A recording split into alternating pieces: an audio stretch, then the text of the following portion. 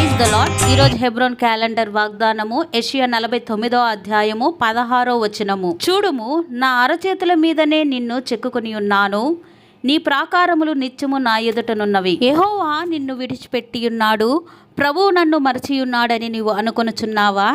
స్త్రీ తన గర్భమున పుట్టిన బిడ్డను కరుణింపక తన చంటి పిల్లను మరచునా? వారైనా మరచుతురు గాని నేను నిన్ను మరువనని ప్రభు సెలవిస్తున్నాడు.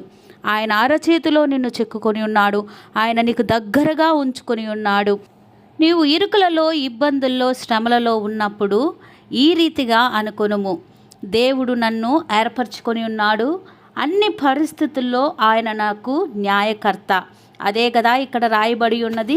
వ్యర్థముగా నేను కష్టపడి తిని ఫలమేమీ లేకుండా నా బలము వృధాగా వ్యయపరిచితననుకుంటుని, నన్ను ఎవరు గుర్తించట్లేదు అనుకుంటుని, నేను చేసినదంతయు వ్యర్థమైపోయినదేమో అని అనుకుంటుని.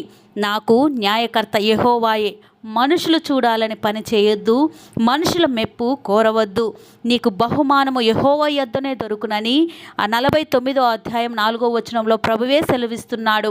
ఆయన దృష్టికి మనము ఘనముగా ఉన్నాము, మన బలము ఆయనే అయ్యున్నాడు. కాబట్టి మన సేవకులు మాత్రమే కాదు, కానీ ఆయన అన్య జనులకు రక్షణగాను వెలుగుగాను ఉండుటకు మనల్ని ఏర్పరచుకొని ఉన్నాడు. కాబట్టి నిన్ను కాపాడి ప్రజలకు నిబంధనగా నియమించి ఉన్నాడు. నువ్వు ఉన్నావంటే, ఇప్పుడు బ్రతికి ఉన్నావంటే కేవలం అది నీ శక్తి, నీ సామర్థ్యము కాదు.